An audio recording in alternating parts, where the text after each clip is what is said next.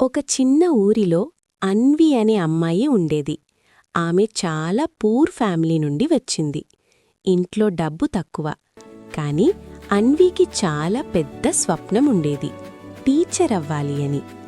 రోజూ స్కూల్కి వెళ్లడానికి 5 కిలోమీటర్లు నడిచి వెళ్ళాలి. రోజూ నడుస్తూ స్కూల్కి వెళ్లేది.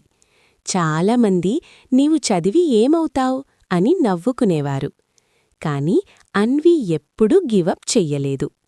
రాత్రి లైట్ లేకపోతే స్ట్రీట్ లైట్ కింద కూర్చొని చదివేది. ఇయర్స్ గడిచాయి. ఆమె కష్టం ఫలితమిచ్చింది. అన్వీ టీచర్ అయ్యింది.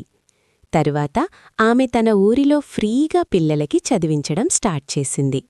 ఆమె ఒక మాట చెప్పేది, అమ్మాయి అనగానే వీక్ కాదు, ఛాన్స్ ఇస్తే ప్రపంచం మార్చగలదు.